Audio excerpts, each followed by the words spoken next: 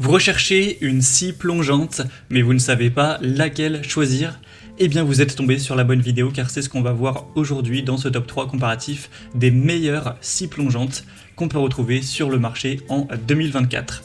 Il y a pas mal d'avantages, de bénéfices à se porter vers une scie plongeante. Premièrement, ce sera une très grande précision de coupe, ça permettra de réaliser des coupes précises, nettes, même avec des matériaux qui peuvent être délicats.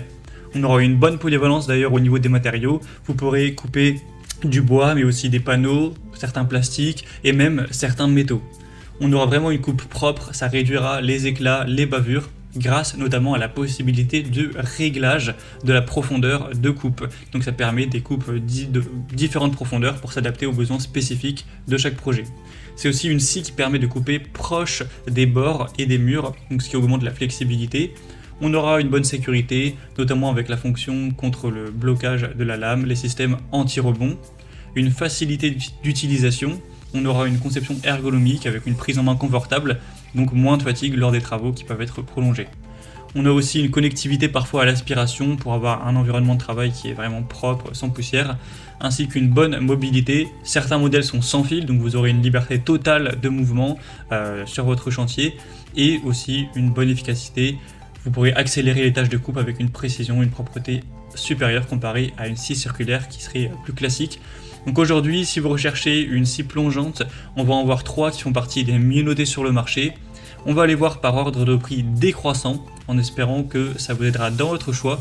Et bien entendu, si vous souhaitez en commander une après cette présentation, je vous mettrai en description de cette vidéo tous les liens vers chacune des scies plongeantes présentées en fonction de leur ordre d'apparition.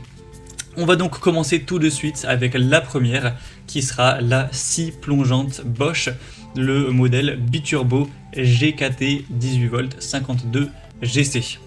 Donc c'est un modèle qui est brushless, qui aura la batterie donc Procore 18V, donc vous aurez une liberté totale de mouvement, pas besoin de s'embêter avec un fil. Une puissance qui est très importante, c'est équivalent à une scie filaire qui serait de 1620 watts. On aura un fonctionnement avec une seule batterie, la possibilité de scier près des murs jusqu'à 10 mm, la compatibilité click and click system, donc et pour éviter d'avoir un environnement plein de poussière de bois, etc. On aura aussi le système de rails de guidage Bosch, également bien d'autres marques avec lesquelles ce sera compatible, notamment Makita, Fastful et autres. Pour ce produit, on aura un poids d'1 kg environ sans batterie, des dimensions de 37 x 20 x 23 cm, une vitesse à vide qui ira de 2800 à 5500 tours par minute, une lame d'un diamètre de 14 cm avec un alésage à 20 mm. Et au niveau des accessoires inclus avec cette référence, vous aurez la boîte, la L-Box, le sac à poussière, le module Bluetooth Low Energy, ainsi qu'évidemment le produit. Et bien sûr, vous pourrez aller plus loin en prenant une seconde batterie si vous en avez besoin, un module de connectivité, etc.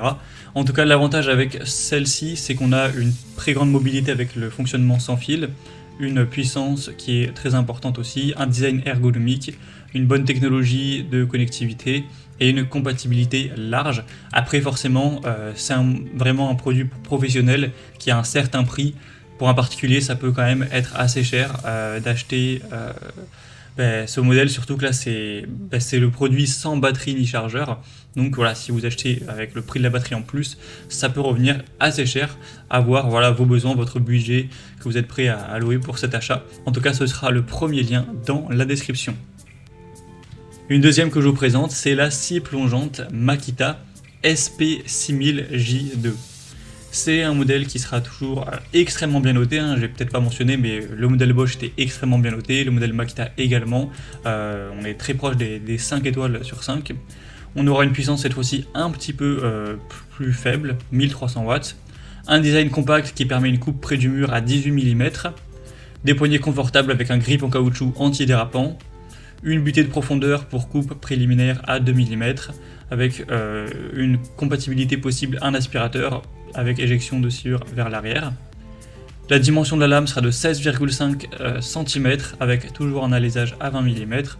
Profondeur de coupe, donc ce sera maximum 56 mm à 90 degrés. À 45 degrés, ce sera 40 mm maximum. Et à 48 degrés, ce sera 38 mm. On aura une vitesse à vide de 2000 jusqu'à 5200 tours par minute.